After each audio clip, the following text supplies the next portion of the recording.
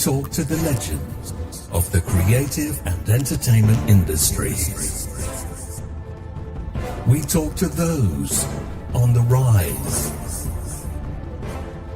Steen Anthony Nielsen asks about the highs, the lows, and everything in between.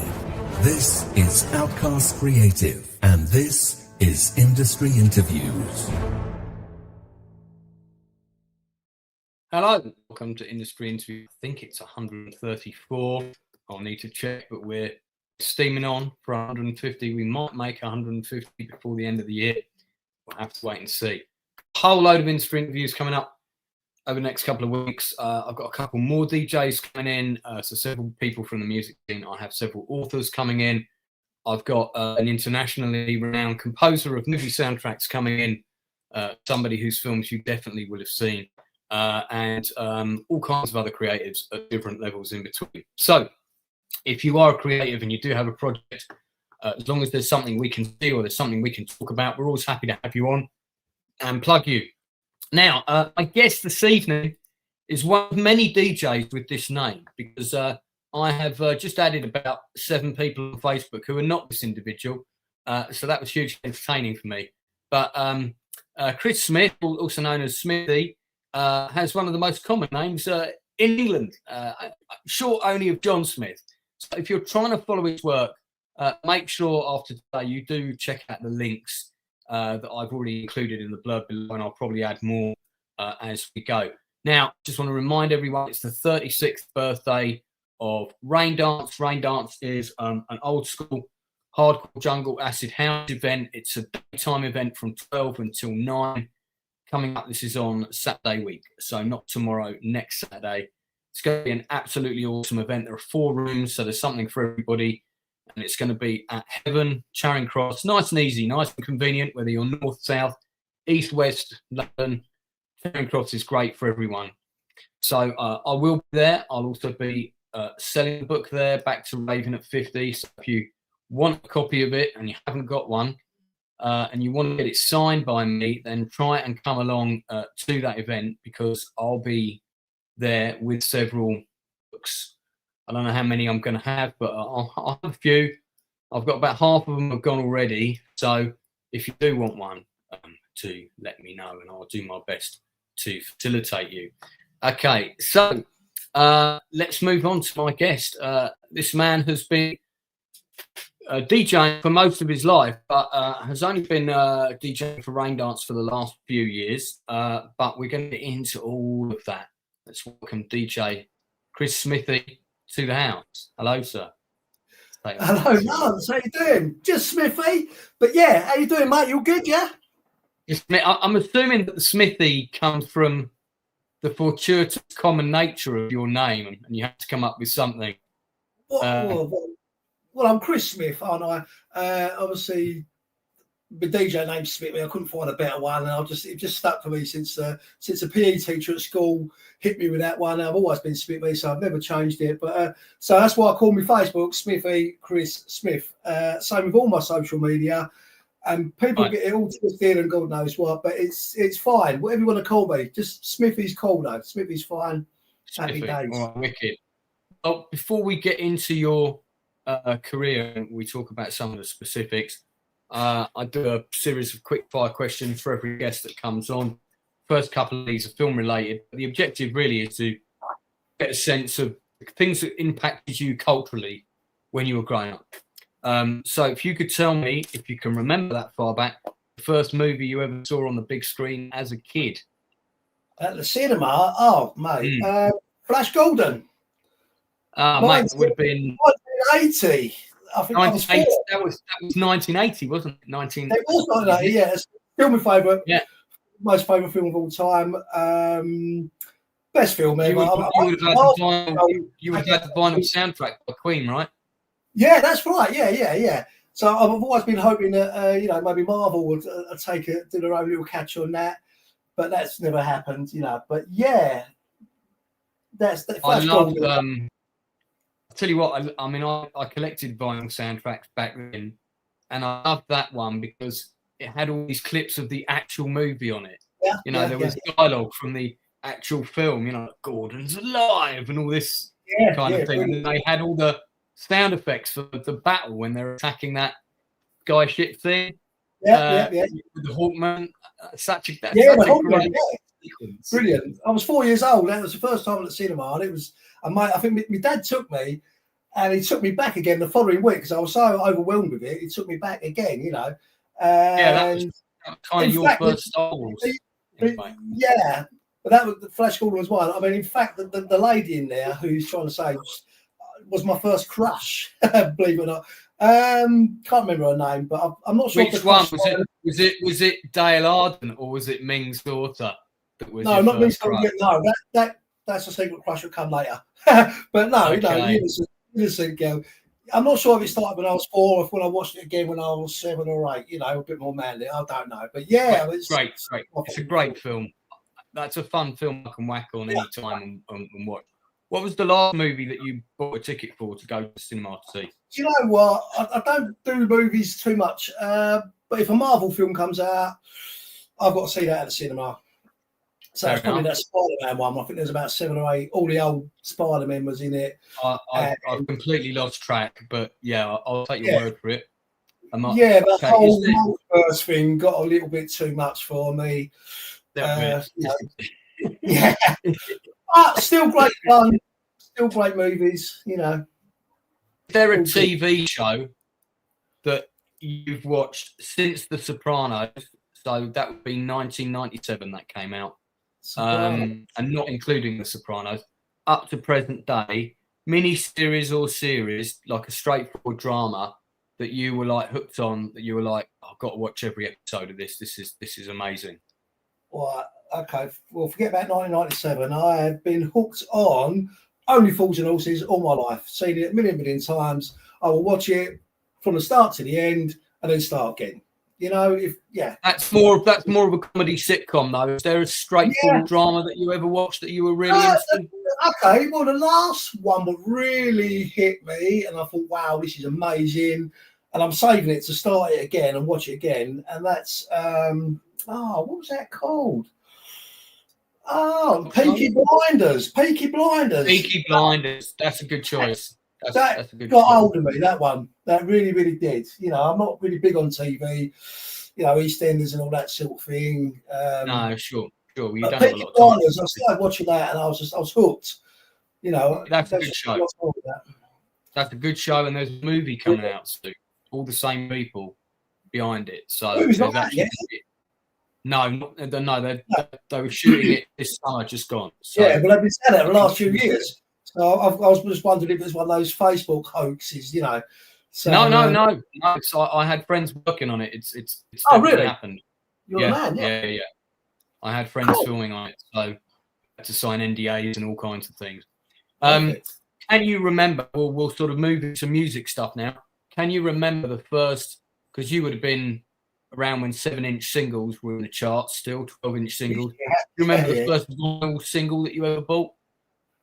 First single I ever bought, Devotion. I wanna give it. That was the first. I was quite shy back in those days, and I had to get my friend to go in the shop and buy it for me because I just couldn't go. I couldn't bear to go and talk to the people behind the counter, you know. Really? Yes, but yeah. Before that, I mean, I was picking them up in Asda. I was getting all the Hits and Now albums. All right, and I'm a little bit. There might be Kylie Minogue be on the A side, you know. But what I was buying them for was side 4 or side D, whatever that was called. And that's where you had all the sort of dancey stuff. And that's what really got me really into it. You know, I mean, I was listening to the Fine Young Cannibals, bit of Dire Straits, all that sort of stuff. I mean, I was only young. In 86, I was 10, you know. Then all the dancey sort of stuff sort of started coming out, and I was just absolutely hooked. I've got some bits here. This is one of the. If I could just show you that, I can't play it for you, but this here, Jack and Chill. That was the sort of thing you would see on the side 4 of maybe now that's what I call music or a hits album. Yeah. You know, mid to late 80s, and that's what I was buying. I was buying those to begin with, and then I had an uncle. I've still got the uncle, and he when he was first dating my auntie. I used to stay around my aunt, my nan and granddad's house, and she still lived there. This was 87 or whatever.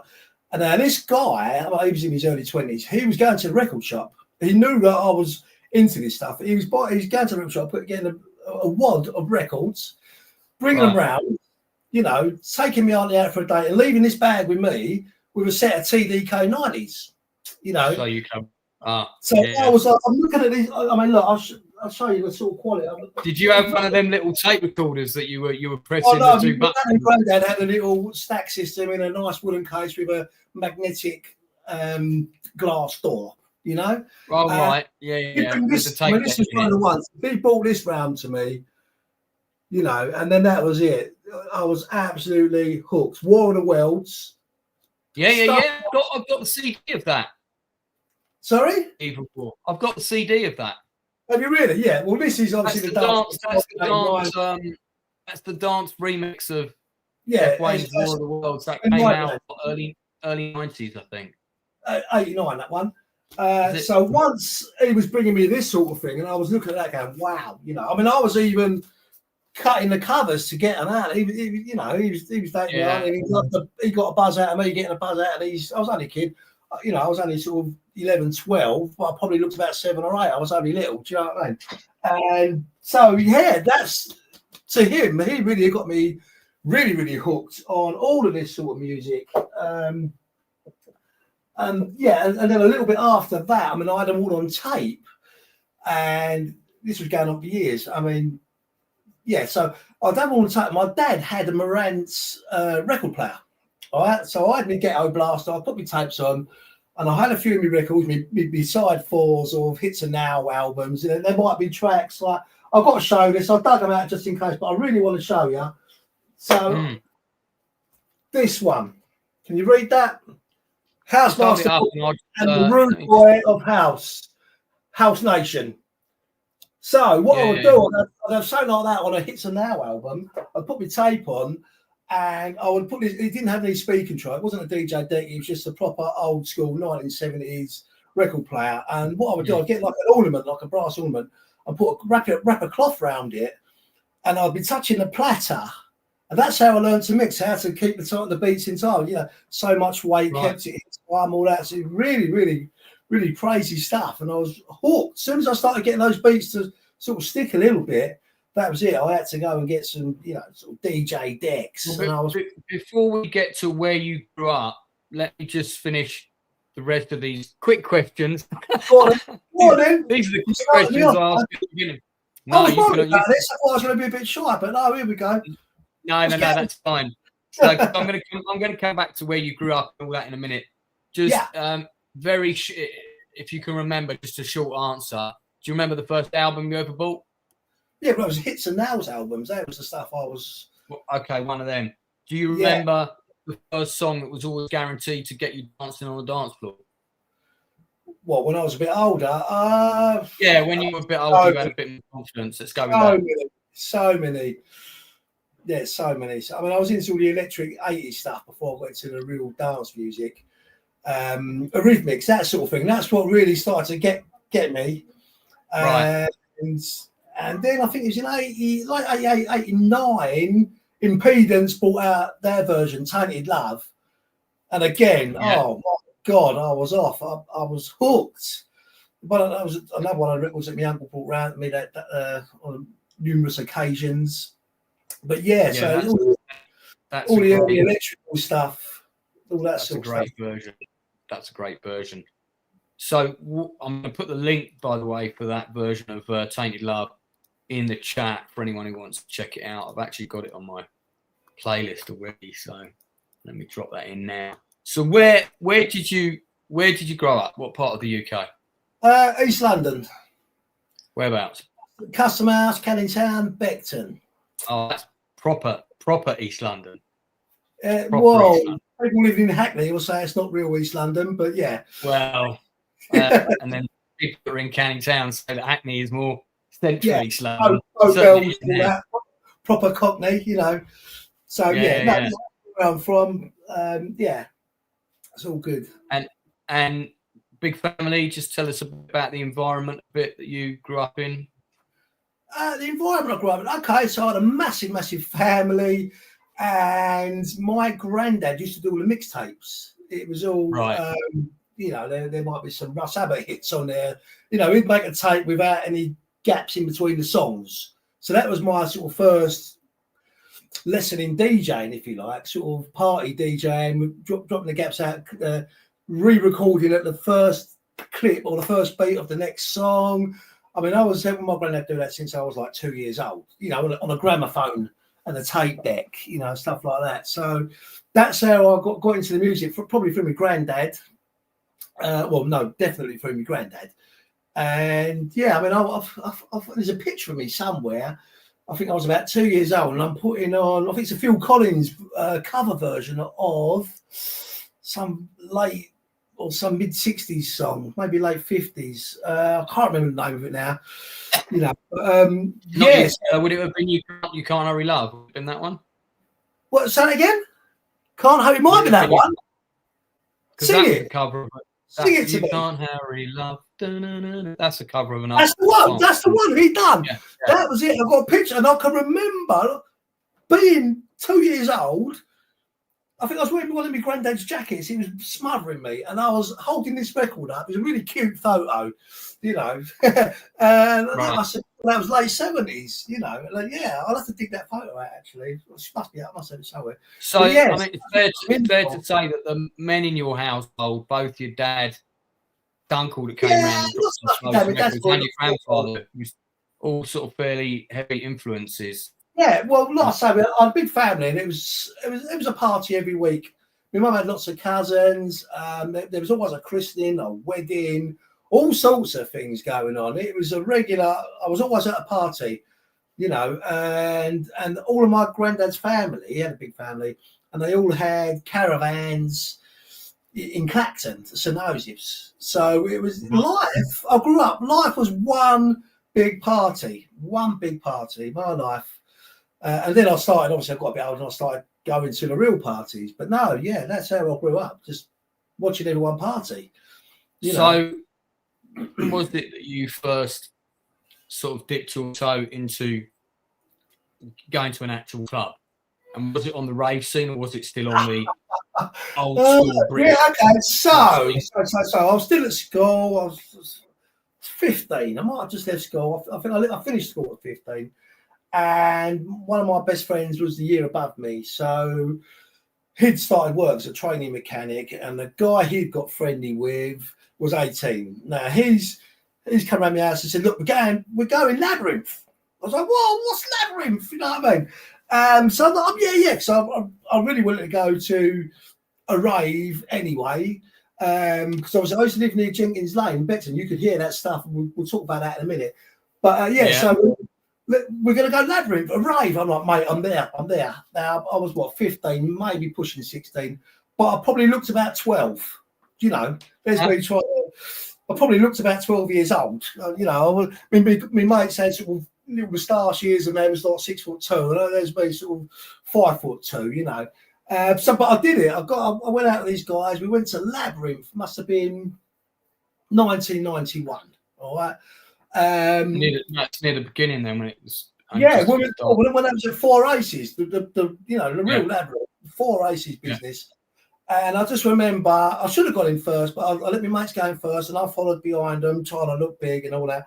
Paid me £10 at the little booth, and there was like a little walkway, about a 10-foot walkway.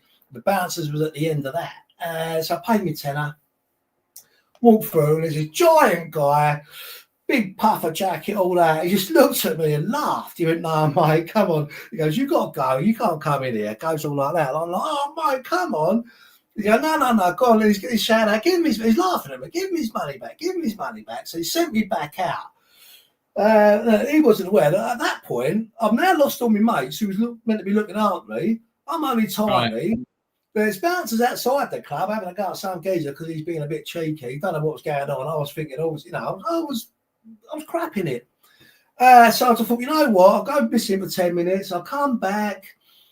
I'll try again. This time I'll have a brave face on, you know. So again, I lined up, went through the queue, paid me £10. They took me £10 at the little booth, walked through, and again the same bouncer. Even though I'm trying to stand a bit higher, a little bit, look a bit older, he's laughing at me. He said, "No, mate." He said, "Don't come back. You got to go. You got to go." Like, oh my god.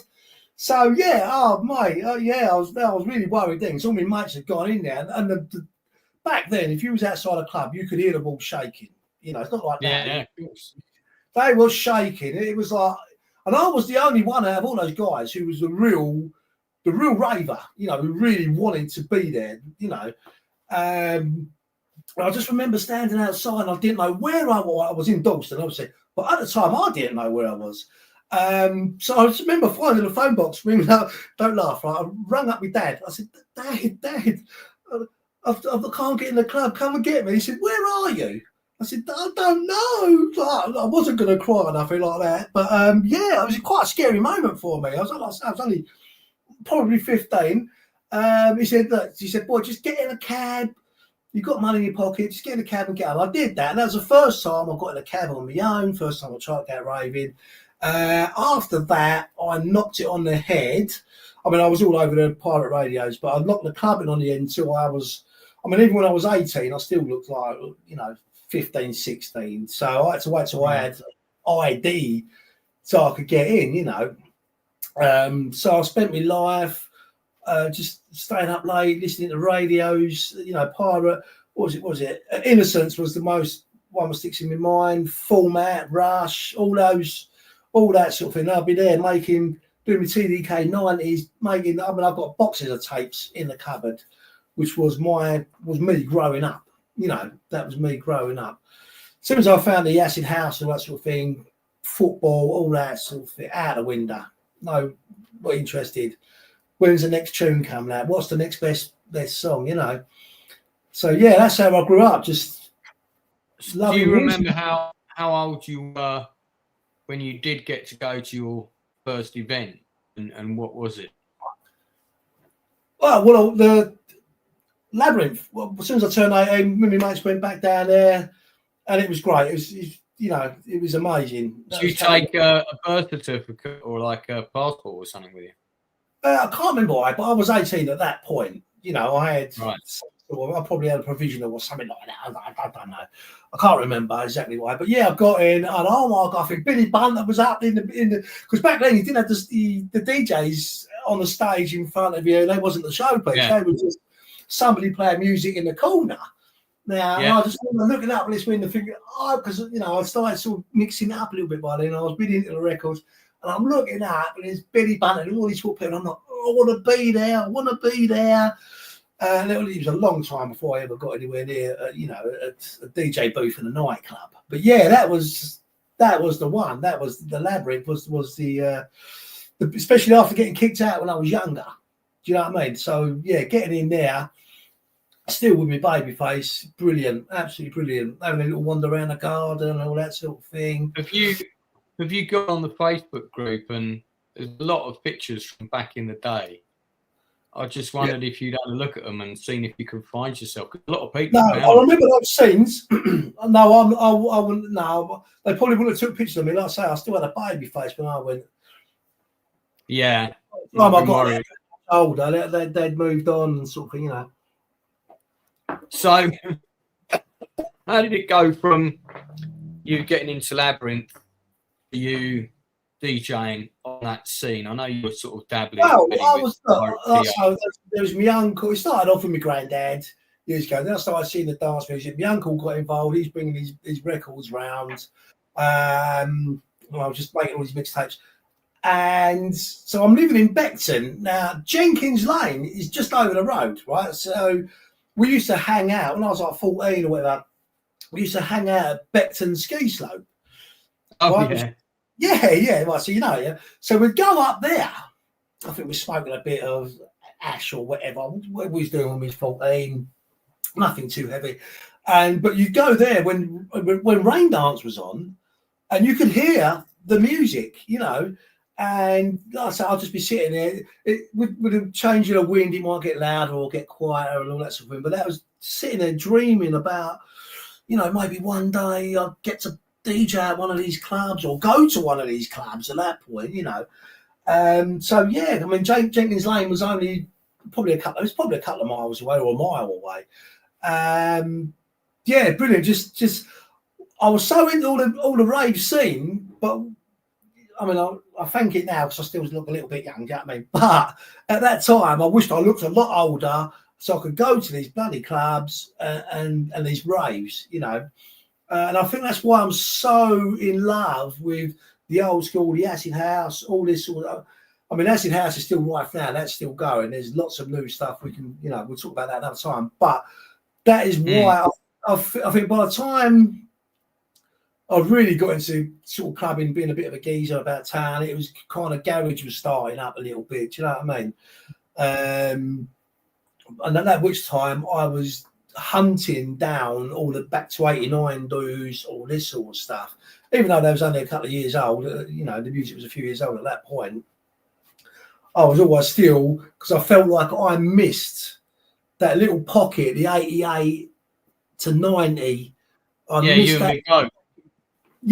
that little pocket. And I think that's why I'm so hooked on it now, because the best years of rave music is 88 to 92.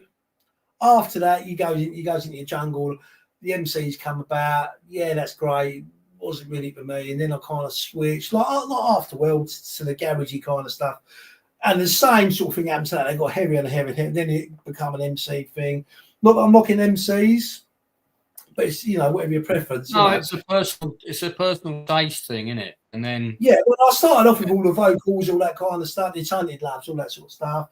Your Shalor, I'm in Love, all that sort of thing. I've got some records down. I could show you some more records, but we'll do that in a bit. But yeah, so that's So I kind of fell out of love with the rave scene in about 94. I think the last great track was a Helicopter and Just For You London, that sort of stuff, you know. After that, it got a bit too heavy for me, and I sort of stepped back. I was just playing old school, because it was old school by then, all the 89 stuff. And then I discovered, which at the time felt like 89 house, was the garage what was coming out. You know, always it was vocals, it was a little bit different, but I then followed that route for a little while until that escalated again, you know. So your primary kind of first dabbling with it, but more as a punter than a DJ, was like the first time you went to Raindance, got in, and then that Labyrinth, and then Raindance, and you were regular at both of those up until about 94. Is that fair summary? Not so much Raindance at that time, because I think they'd stopped doing Jenkins Lane by the time I was old enough to go, or I could get into these sort of things, you know what I mean? And then, like at that point, sort of garage and stuff like that was out. You know, I was a young man about 10. I was out on the pool, if you like, that sort of thing. Bit of a cheeky geezer. So the music didn't matter so much when I was sort of 19, 20, 21. You know, I was going to high street clubs, that sort of stuff. Well, in fact, I might go to a high street club on a Thursday and a Friday. Saturday was raving, and that wasn't about It wasn't about women, birds, or getting, you know, not about nookie or nothing like that. That was all about the music, you know. I don't think high street clubs don't really exist anymore, do they? Really? No. It's a mainstream thing. I mean, no, but it used to, you had your Fifth Avenues and you got Cinderellas. Yeah, what was the other one? What was the other one we used to do? Circus Tavern, all that sort of thing. You know, you go to mates, and you know, you go, where you go? I'm going to Circus Tavern. I'll go there. So you've got a big, massive arena full of cheesy stuff, and I'll be upstairs. They'll be playing heavier stuff upstairs, sort of thing. And back then, you would do all of that on 30 quid. That would get you drinks all night, cabs there and back, and a couple of beers in the pub beforehand. You know, brilliant day back then. You can't go out less than a one now, can you? You know. No, it's I mean, 150 even. Exactly right. Yeah, and that's really just the venue, not cabs and going in the pub beforehand and you might have to increase that budget slightly. Yeah. When was the transition from enjoying it as a punter, the various different scenes of it as there were, and when was the first time you DJ'd at an event that you would class within the rave scene? So I'm not talking about DJing a cousin's wedding. Okay. So one of my friends one day said to me, you got to come to this place called Earthquake. Right, so what was that? That must have been about 2010 or something like that. I mean, I've been going to raves and all my life. Dreamed of DJing, but never asked anyone, can I have a go, whatever. Probably lack of confidence, whether I was good or bad or whatever. So my mate said, come to this place, Earthquake, Mad Owl and all that, blah, blah, blah. So yeah, went down there. I took a couple of records with me because it was a squat rave. It was, illegal. And so I spoke to him, I think it was Blue Dread, I think it was. I spoke to him, I said, look, mate, I do a bit scratchy. I said, let me have a little go on your last record. Yeah, come on in, mate. So this is like a derelict warehouse. Can't remember who it was. Might have been Bow or something like that. So yeah, I got my little scratch record, a little go, bosh. And they loved it. Got to know Mad Owl, who still runs. I think he's doing a reunion event now, some point in the near future, or just gone. Yes, I started playing for him. Yeah, I'll pay this, that. I never ever got any money out of him. But at the time, it was just the buzz of doing my first big gig. I played in pubs and little bars before that, but a real illegal rave. Oh wow, brilliant! So I was doing that for a little while. And that was fantastic. But he was doing it every week, and he wanted me there every week. And at that point, I was starting to have kids and stuff like that. There's a video on YouTube of an Earthquake illegal warehouse rave from 2010. So probably. I won't put the audio on because we'll probably get a copyright flag. But I wonder if this would have been it that you might have been at. I might have been that one.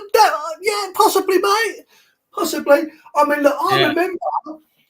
I think the first one I went to with him as a DJ, I got there early, so we pulled up and we was at this where it was an old printer's, funny enough, and there was nothing there. It was just shutters, just a warehouse with shutters. This big van pulled up, and these guys just got up with sledgehammers, all crowbars and whatever. And I'm like, well, what's going on here? So I don't break the law. Do you know what I mean? And not very much anyway. Yeah, so I'm sitting outside this club in my mate's car. It was kind of nostalgic because I missed that period. They were still doing it, sort of 2010. And they somehow got up the roof, went through a window in the ceiling, abseiled down, broke the lock off the shutters from the inside. And all you can hear is bang, bang. And I'm thinking, oh no, the police are coming. Oh no. I was a bit worried, And yeah, so what happened? They got the shutter up. All of a sudden, the back of this van opens. 6 or 7 geezers come running out, speakers, amps, all sorts of stuff. Brilliant. I was like, oh my God. And within sort of half hour, tunes were on, right? And I remember, because I've done like a 2-hour setting now, it wasn't the biggest place. It wasn't even packed. It was just a proper little gangster rave. And so I'm DJing, and there's people start shitting themselves. I see them they're chucking what they've got in their pockets all over the floor and all sorts of things, All right, what's going on? And there's a constable, that's these lot. Look at them all. Yeah, so I recognise some faces in there. Yeah, for sure. So I probably still know some of them like now, So yeah, there's coppers at the door, and they're all looking in. We're all absolutely cacking ourselves, and in the end, they went, "All right, guys, just crack on, have a nice time." It was that one. There was another rave next door. Anyway. So yeah, and I was like, "Oh wow," And everyone's walking about picking up whatever they might have thought, we're not going to talk about that. But yeah, it was such a surreal first major gig, That was how I got into the raves. And then I just started doing Facebook about that sort of time as well. And the post came on Facebook. I was new to it all. I didn't have many friends. I was doing it all.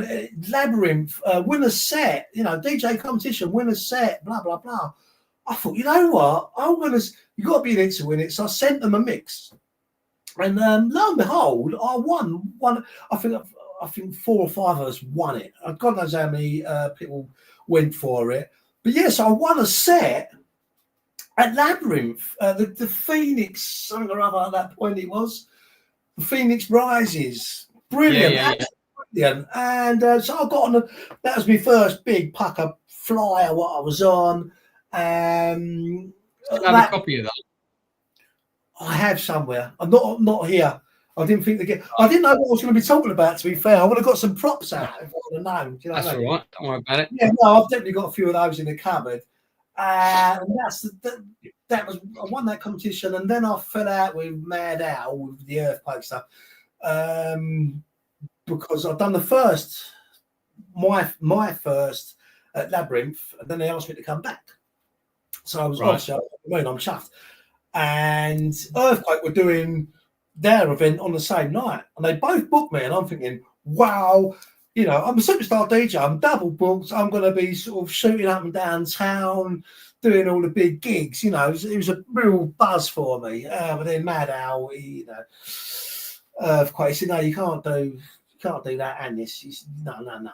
I said, well, so I had to pick Labyrinth. You shouldn't have said anything. You should have just played one and then gone to the other one. No, I was doing on Facebook, and I was trying to promote myself as a superstar DJ or an up-and-coming sort of DJ, Anyway, yeah, he don't talk to me to this day. I shouldn't talk about him really, but he's a nice bloke. So you didn't do that gig then? You just did the other one? No, I was done the Labyrinth thing, hoping that would be like my next stepping stone, blah, blah, blah. So I think I've done 2 or 3 with them. And there was lots of DJs about at that time. In these days, it's not uncommon for Billy Bunter to do 2 or 3 gigs over a weekend, is it? Yeah, well, that was the buzz of it for me. I'm big star now. Hoping that was the start of a nights like that to come along. After that, I think some of the sub managers of Labyrinth changed, and I was kind of out of the circle a little bit for a while. For a long while. I've recently played for Labyrinth again, actually. They called me up. It was last year. Early last year. That was buzz. Your next gig is Raindance in 2 weeks. Yeah, so Richard Raindance brought me up one day.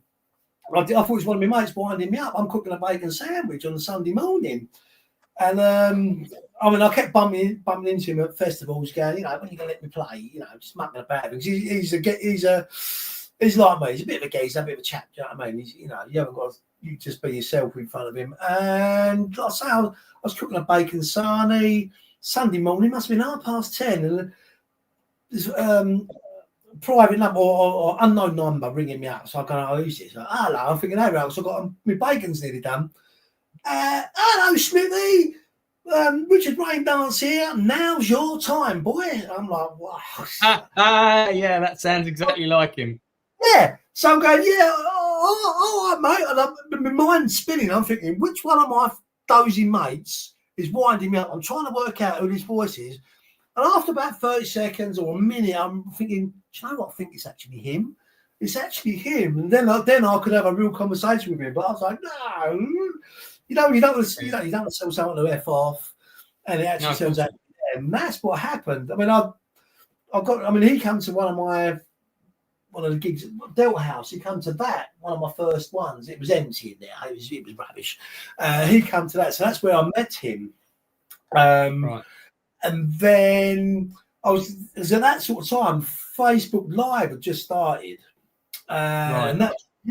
I'll get on there as a nobody DJ. And I'll get 3,000 hits on a Wednesday afternoon at 4 p.m. And that was going on for a little while. They've muted it all now. They won't, you're not allowed to have that many listeners. But there was this guy that kept sort of popping up. I didn't know who it was. Bonnie Parker. All right, I've asked him if I can say this name because Bonnie Parker was popping up for years, or a couple of years. I'm saying, yeah, big shout out, Bonnie Parker, blah, blah, blah. And all these other people. You know, sometimes I pull a one, I look at my phone, I've had 6,000 hits, you know. So I was getting known through Facebook, really. He really, really helped me. And it wasn't until Richard rang me up that day and I found out who Bonnie Parker was. Because Bonnie Parker is Richard Raindance. I didn't know that. I just thought he was just some guy who was looking at my sets on Facebook. And when I realised who he was, I don't know why he calls it. I mean, Bonnie Parker's a 60s show person before my time, you know. So yeah, this Bonnie Parker turned out to be Richard Raindance. Then it all clicked. Oh, you've been watching me for, you know, 3-4 years, you know.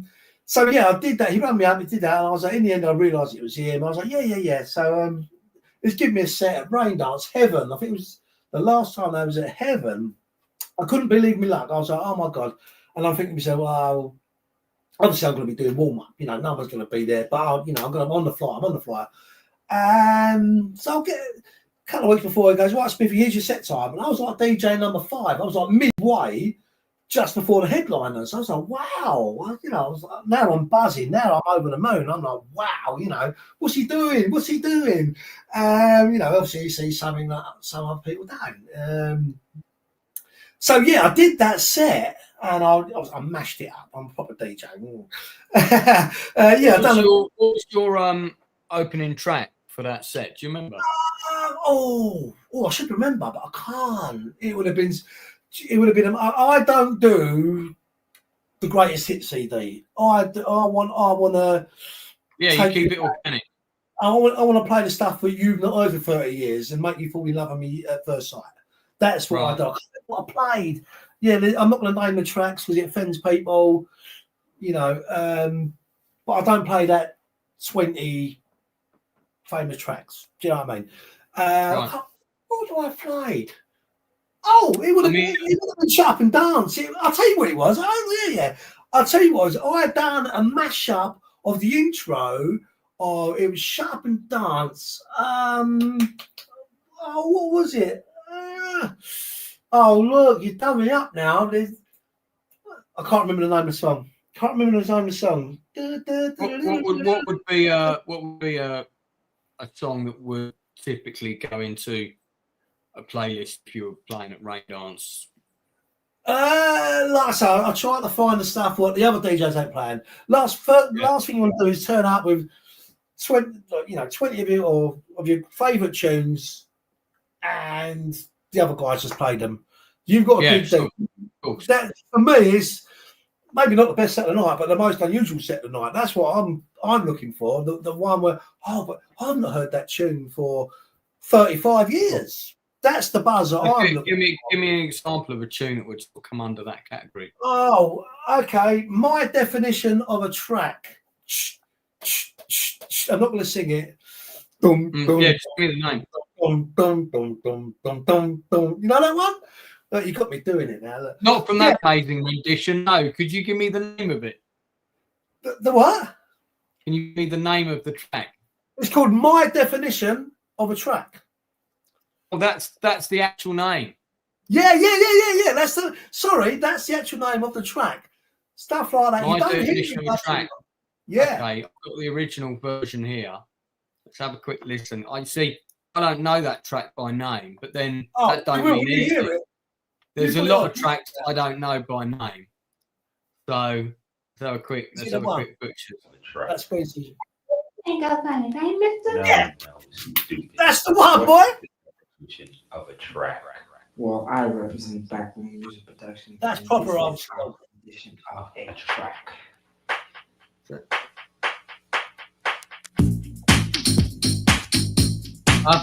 Yeah, okay.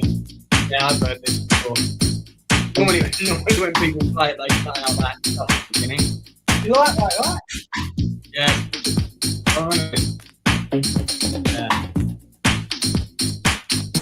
Very good. All right. I'll be listening out for that on Saturday. That's the sort of thing I like to try and dig out. Stuff what people like you just said. You didn't know what that was. I'm telling you the name. But when you heard it, you was like, oh my God, yeah. That's I have heard it before. that's the buzz I try to bring to people, you know, rather than just playing your favourite songs that you know you're going to hear at these raves. I like to, you know, remind you of how it used to. I like to try and do a set what you would have heard back in 1989 or back in 1991 or 92. That's what I'm looking for. You know, when you go to a rave now, do you still go and have a bop? A what? A bop? Yeah. Oh, yeah. I'm a DJ, but I'm a raver. I'm a raver, Right. mate. Yeah, I'm there early, and I'm last one to leave. I'm there for the rave. So if you were a punter, let's pretend for a minute you're not playing, and you're a punter. You've obviously got 4 very distinct rooms here. Which room are you going to gravitate towards? Room 1. For you to dance, Oh, right? yeah, Room 1, it'd be room 1 and room 3 for me. I'll be going in the Jenkins Lane room. Hopefully, they're playing some real old school 88, 89 stuff, rather than some of the other stuff. What some of them might play now and again. And but who would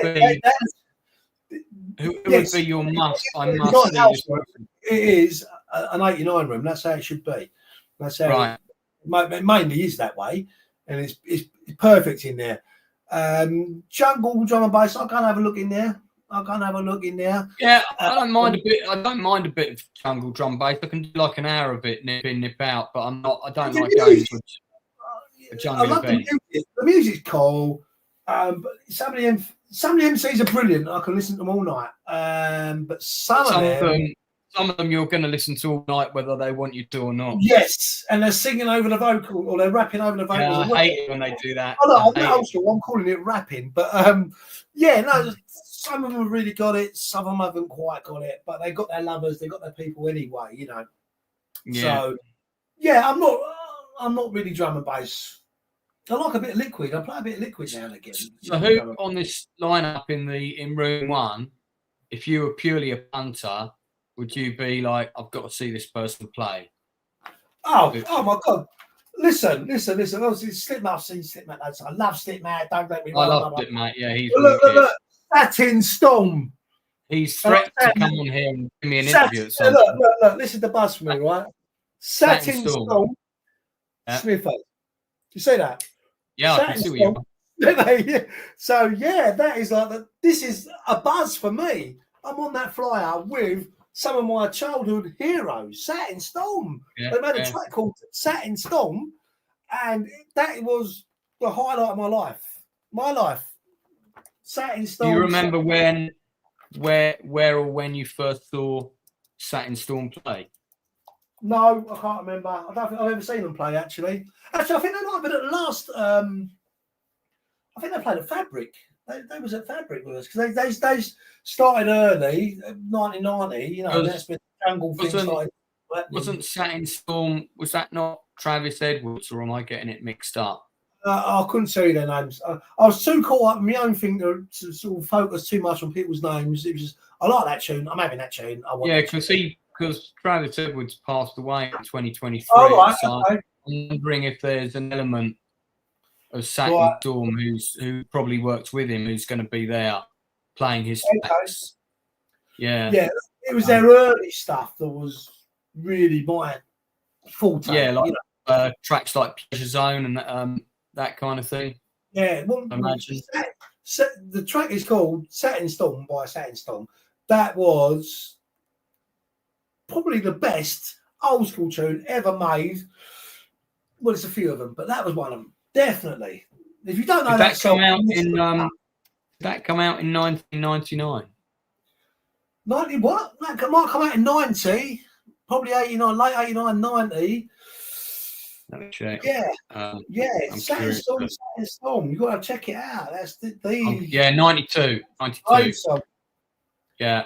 I think I'm going out of my head. Satin Storm Records, also known as the Nicholas Parsons tune. I wonder why. Okay, I know the beginning of this. So, Satin Storm. That's what it's called. Yeah, this was played. I think this was played at the Last Labyrinth by someone. Yeah, possibly. Certainly, I've heard it. I've heard it this year. Brilliant. All Satin Storm stuff, brilliant. But I say they got everything started getting a bit too heavy for me. Comes sort of not. I'm only 4, you know. If But, you've got you sort of say, because for me with music, it's a bit like films. A lot of music and a lot of different films are connected to very specific memories for me. A tune comes on a radio. Let's say, for example, the tune from Together in Electric Dreams, the movie, crap movie, really good soundtrack by Giorgio Moroder. And that track, which went to near enough #1, that track is connected to a specific event for me, which is kind of like a pleasant 80s summer memory. Do you have a track from the rave scene? It might be that it's more recent, it could be one of the old school ones, that's connected to something intrinsically personal for you, that's like a good memory? Oh God, every tune's got a good memory for me. I was doing it, whether it's being a child. Sure, but is there one that like stands out for a specific reason that you can think of? No, it's just I'm trying to think one, but there's a million tunes popping into my head at the moment. So, I mean, okay, I'll give you an example. I'm going to show you something now. Yeah, go for it. I've never heard these tunes at the club unless I'm playing it.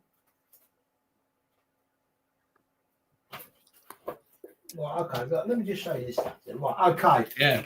Okay. So it started off, you had your House Nation, all that sort of thing, right? That's what got us all into 1987, that was it, right? So that's what's got all the Even Award, Jack and Chill, Impedance, Tainted Love. Then we started getting into KC Flight, Summer Madness. Does anyone know that tune? Love is in the air. Love. You need to know about that. That is proper old school. Forget about all the chart stuff. This was original stuff. All right. And then you start getting into Airport 89, start getting a little bit more ravey. All of these tunes are the ones what, you know, I've got memories. They take me to another place. Summer Madness. Summer Madness, brilliant tune if you know that one. A lot of people don't know that one. Yeah. No, I know this one. Right. What one's that? KC Flight? Yeah. So there's a bit on the other side. You gonna play it? Yeah. Can I just nip to the loo whilst you play that? Have a listen, people. Absolutely brilliant. We cool? You gonna play it? I can only play it for a few seconds because of copyright reasons. Otherwise, what happens is Don't worry about that. Don't worry about that. Then that's cool. YouTube basically takes it off. Right. But I do remember that track. What was the one you held up after that? Now this. Can you see that behind me? The banner behind me, the Delta House. Yeah. That was my own event, which I started doing 2017, 2018. Unfortunately, lockdown sort of didn't help us out, basically. But we was getting sort of 150 people in a rave. And we was playing this sort of thing. And this was what it was inspired by, this tune. Housemasters, the Delta House. Do you know that tune? There's ravers out there watching this. They know that tune. They love it. This is the stuff. I'm going to know it as soon as I hear it, but not off the top of my head. Oh, really? Yeah, this is the stuff. What? I'm terrible with names like that. Really, you know. Let me have a look, though. The best memories, what you're talking about there. This sort of thing. This is what it really is all about. This is the sort of thing I would expect to hear in the Jenkins Lane room at Raindance, obviously.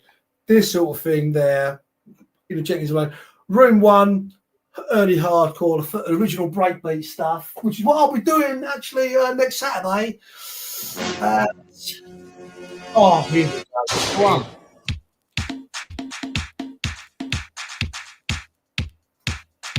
Just playing a little talk at the front. That's brilliant. Excuse me, sir. Is this the Devil House? Theme tune of my life. I recognise it now. You know that? Yeah, you see? Yeah, I recognise people like you that I play for. I play these tunes, you go, oh my God, I recognise that. But before that, you've forgotten all about it. That's not one of my favourite tunes, though, I'll be honest. Oh, no, yeah, well, it was for me. Yeah, I do remember that. Yeah. Then we started getting a little bit more acidy as well. We started getting a little bit more sort of, remember Firecracker? Let's have a look. Firecracker. Optimism Records. Firecracker. One of my favourite. I mean, it took me. I only got this last year on vinyl. I was hunting for that for 20 years. Brilliant. You know, you must know things like this. So from 89, it started to get to sort of 90, 91. Yeah. And the beats started changing. You might get a housey beat, but you're getting a break beat as well. All of a sudden, you're talking about Belgian techno. Not that we called it Belgian techno back then. And then you got, again, like I said to you, there's so many tunes. Well, you can't just ask me, what's that one track? No. So then... we've got many normally, but I just thought it was one you could think. All of a sudden, you got Let the Bass Kick. Yeah? You know that. You know that one. And then obviously, you know, and then you Carl Cox. What was that one? Oh, I've never seen Carl Cox play. Oh no! Oh, okay. Well, I mean, there's a big chunk of my memory missing, but I don't think he was playing. Right. When I went clubbing in the 90s to the venues I went, which was a very short period in my life. It was only about 6 months. Oh, okay. And, I cover all that in the book. Because then I moved out of London. I moved and completely changed the circle of people I was hanging out with. Everything changed. Okay. So I do know that basically was a fucking awesome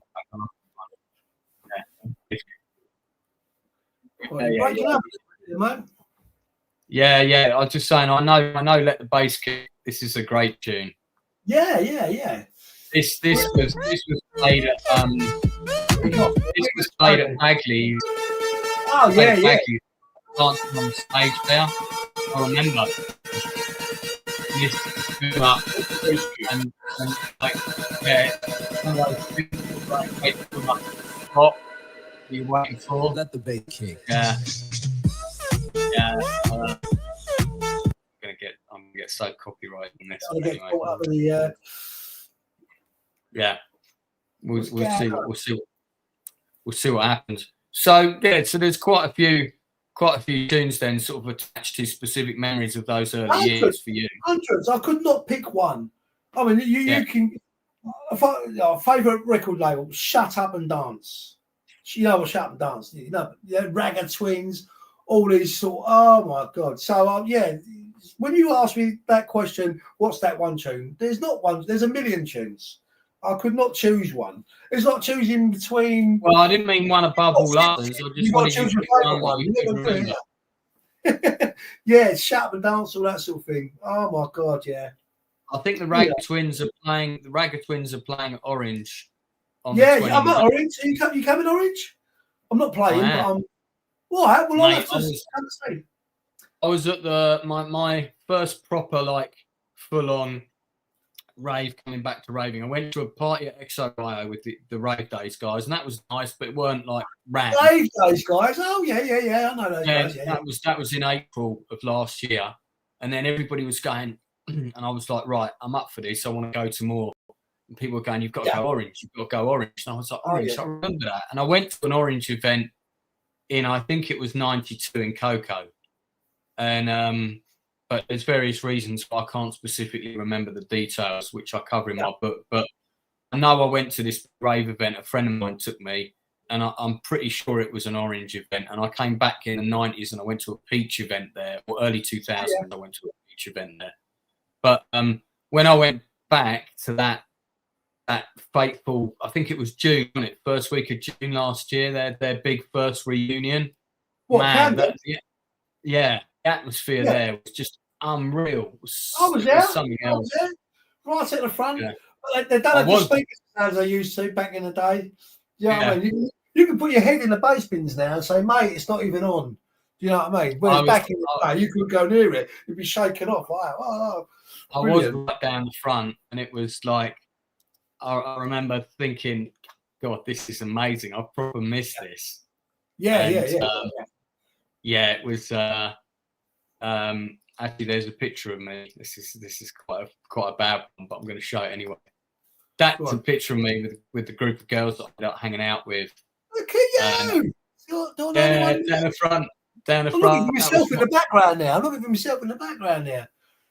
That could well be you in the background. On the No, right, it's maybe. not me. It's not me. But I'm there somewhere, mate. I'm there somewhere. Yeah, I mean, it was a proper good event, and they've done 3 since. I've been at every single one, and I've got a ticket for the 29th. We got a couple of questions here from people watching. Here's one from Keith. Question: have you tried to make your own music, and what do you think about AI with music in the future? So I hate AI. break it in half because that's two different topics there. Let's do.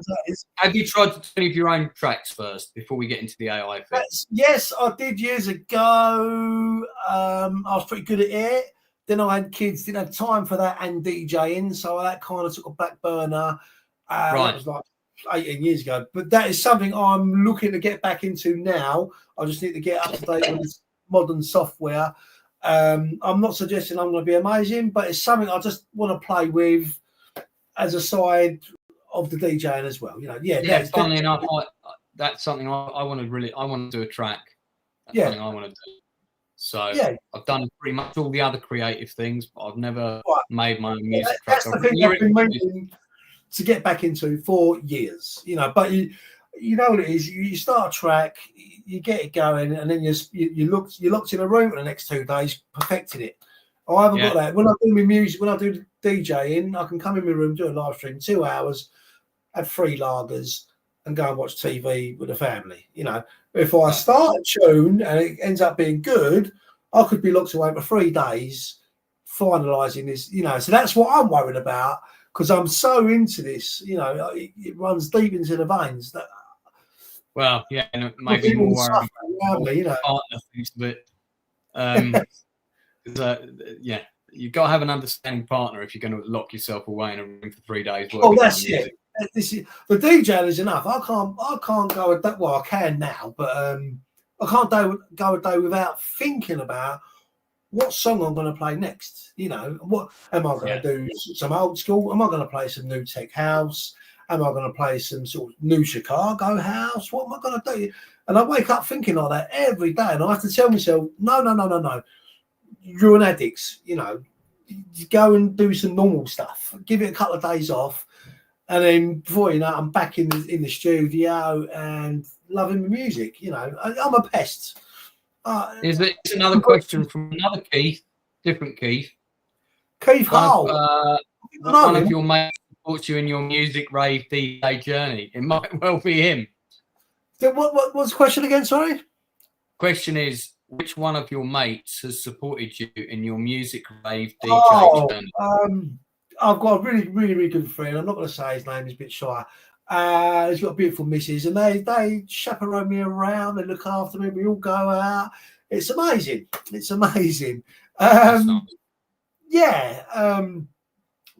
when I'm out, I'm chewing everyone's ears up. I'm having a great time. I kind of know everybody, sort of. And if I don't know you, I want to get to know you, especially if you're smiling, because that's the sort of person I am. Yeah, it's a bit like that with me at the minute. Certainly, you never have too many friends, and you can never meet too many nice people. That's how I feel. We're almost out of time, so I'm going to ask you a couple of quick other questions. Go on. In terms of the day rave scene, which is it's exploded over the last year and a half. Can I ask you a question? Let me ask you a question, Lance. What do you think? What do you think of the day raving scene? I love it. Because I'm having this debate everywhere I go. Oh, day rave. Oh, in our day. I know some people are down on it, but when you think about it, a lot of us that go to the day raves are 45 years and older, right? Well, look, you go to the day rave. There's a lot of people in that demographic who are also in recovery, so they don't necessarily, and I'm not against people. People can take what they want. I'm not against people doing anything. But a lot of people who do go to day raves, quite a high percentage are in recovery. They haven't touched alcohol and drugs for years. So it's nice for them in particular because they can go out, they can have a good dance, come back. Yeah, I mean, but they don't feel like they've got to take stuff to stay up until 4 o'clock. No, that's what. That was the excuse. I think for those people, the day raves are great. For me personally, and I'm sober huge percentage of the time that I go Yeah, out same because I here. like to dance on the stage, and I can't dance on the stage if I'm off my face. But for me personally, I love the fact that I'm going out. It's over quite a long period of time. I'm probably going to have some time to socialise as well as dancing, and I can get back at 10 o'clock. I mean, I had a wonderful summer romance over the summer, and I took this girl raving eight times before she went back to her home country. And our date weekend was she had to go to work at 8, so we would 8 till 11. So we would do the day rave together. She'd go and do her shift, and then I'd meet her at 11:30, and you know, that'd be the rest of our date weekend kind of thing. So that worked out quite well for us as well. Raves are amazing as far as I'm concerned. Yeah, all night clubbing and then suffering for 2 days, going to work Monday, still suffering. Well, I think it's saved the scene as well, because there's young people are going out. We're getting a bit older now, aren't we? You know? Yeah, young people are not going out in the same way we did. They are going out, but not in the same numbers that we did. Look, there isn't a massive generational thing there. You look back in the day, right? You couldn't go into a club. It was 6 a.m. finish club. You couldn't go in that club before midnight, right? Even if it opened at 10, you couldn't go in there before midnight because it'd be empty. Everyone's in the pub, right? You've got to go and do the pre-meet. But now, right, everyone's down. I mean, I'm on a train meeting people at 9:30 in the morning. We're pre-meet at the pub, 10:30, and you're in the pub having a beer and you're having a breakfast and a beer in the pub, right? And you get having a few beers before you go in the club, and you're the first one. You want to be the first one in there, so you can get the whole duration of the whole day rave thing. And that's what. So when we hit Raindance next weekend, next Saturday, there's a pub directly outside. That's where the pre-meet's going to be. I'm organising it right here, right now with you. That's where you want to be. What time's the club open? It's midday, 1 o'clock. You be in that pub by 10:30. We'll have a nice little breakfast together, all right? A couple of beers, and you have a big smile on your face when you walk in that club, and you are ready to raving. And then 10 o'clock at night or 11 o'clock at night, when you get home, all right, you're right, you might be a little bit worse for wear, but you'll get home, you'll go to sleep, right? And you'll get 10 hours kip or an 8 hours kip. The next day, exactly. You might be a bit relaxed, all right? But you're not like, you know, looking out the window at 8 o'clock in the morning going, oh my God, got people going. You know, do you know what I mean? It's perfect. Perfect for our, you know, our generation. Well, some people are against it, some people like it. I love it. Funny enough, that the lady that I had the summer romance with, I had no idea she was watching. She just posted in here, and this is a picture of me and her together at Frantic. She's just posted that here, is she? Yeah, she's watching. She's watching from Kenya. Oh, how you doing? When you coming she back? loved it. I wasn't sure, because we met on a dating app, and both of our dating profiles, it basically said, I love dancing. Yeah, and because it's such dancing, such an important part of my life. That's the one thing you do need. And I just happened to have a spare ticket for Frantic, and I thought, well, Frantic's quite hardcore, so I was like, well, if she enjoys Frantic, the rest is going to be easy. She loved it. Yeah. So what a lovely woman as well. One of the nicest people I've ever met. She sounds lovely. She's a raver. Yeah. I wish she was still in the UK. Sadly, not anymore. But I did treat her to the best summer of her life, and she had a great time. And hopefully will come back. So apart from Raindance, what else is happening for you between now and the end of the year? To be honest with you, I've been so busy over the summer. I've been doing, I've done a Back to 89 thing. I've been doing Orgasmia. I've been doing Fabric the Raindance. I'm actually looking forward to once Raindance is done. I think I'm going to have a nice couple of months off. I think it will start skiing in January. Summer's really busy for me, but I think. Are you going out any nights between the end of Raindance and the New Year, just for like I'm doing a little DJing on a little house part and acid. I did the hint on this earlier. Acid house, you know, she was born in '88 or whatever, but there's a whole new scene, and it's been going on it's not new. It's been going on since I don't know. I picked up on it. I picked up about 10 years ago. Acid house, all right, and it's unbelievable. If it's all the tweets and bleeps, all that sort of 303 stuff. Now, I do a lot of that sort of work on the side as well, DJing for people who like that sort of thing. And, you know, people talk about acid house. What they really mean is old school house, you know, 89 sort of stuff. So there's a difference between that and real acid house. And so, yeah, I do a lot of real acid house DJing. DJing I'm doing a party just after Christmas. I'm doing a house party New Year's Eve with all my special acid people. And yes, it's a bit of a cult thing. Anyone who wants to see some real old school stuff should definitely get along Raindance, because at least Raindance is the place to be, especially at Heaven. Especially at Heaven. Do we know what time you're going on? No, look, you know, Richard normally puts me on about halfway.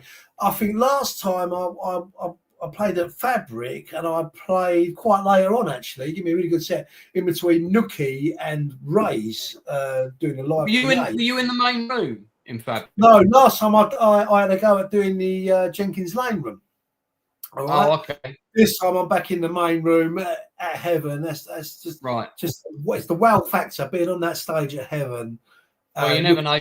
You might have me dancing next to you on the stage with my light. Well, listen. I'm looking forward to meeting you properly and saying hello and having a little beer with you. Absolutely. All right. Well, listen, Smithy, thanks ever so much for coming on. We've gone slightly over.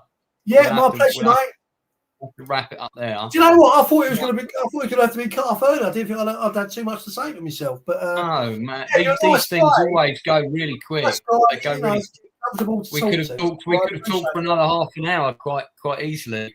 Yeah, probably need a wee before we did that. But if you do want to check out DJ Smithy's stuff, the links are below. You can also follow him on Instagram. Facebook is the main sort of active thing. He's got a profile and there. TikTok. Check out my TikTok. All my skills are on there. Little videos. TikTok. Okay. Check out his TikTok. I don't think I've got the link for that, but I'm sure you can find him. You have a look at my TikTok and you see what I get up to on there. All right, that's Kushday. I will. Good stuff. Good stuff. Have a look at that for me. Right. Fantastic. Well, look, thanks very much for coming on. For those people watching, do check out. I've got, I think, 3 more interviews, certainly in the next 10 days. We've got a couple of other DJs coming on. I've got a couple of authors of books coming on, and I've got a composer of feature films this side of Christmas, none other than Bruce Brofton. If you don't know the name, you'll certainly know some of the films that he's done. I have got several of his soundtracks on vinyl. He's one of my favourite composers of all time, and he also composed the soundtrack for my favourite Western of all time, which is this one. So Bruce Brofton will be on the Outcast Creative channel in the near future. He did the soundtrack for Silverado in 1985. He also did Young Sherlock Holmes, and I've just had the actor Nicholas Rowe, who played young Sherlock Holmes, on the channel. That interview is also on the channel if you want to check it out. I've just directed Nicholas in a film called All in Good Time. That film will be dropping on my channel pretty soon. The behind the scenes for it is already there, so do check that out. But Bruce has worked on some huge movies, and he's very much looking forward to talking to me. He's also done the TV series Jag. These are his credits on IMDb, and they go on for absolutely forever. So do check that out. He's going to be a really interesting guest as well. And I'm sure on that one, we also won't have enough time because it will just go really quick. So, Smithy, mate, been lovely having you on. Thanks for hearing your stories and everything. Saturday the 15th of November, Heaven, London, all-day session, Smithy on the big stage. Come see me, especially you, Lance. I'll buy you a beer. We're going to have a good time. Let's do it. I'll be there. You can get me a Red Bull. A Red Bull, all right. I'll stick a little vodka for you. Fantastic. Thanks for your time, mate. Thank you for your time. Right, thanks, everybody. We'll see you again soon. Don't forget to like and subscribe if you haven't already. Good luck, people.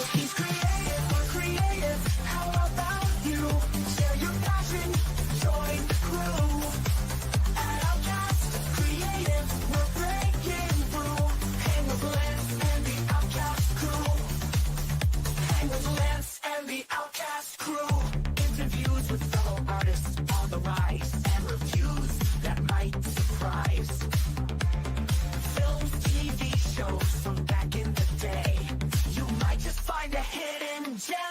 day.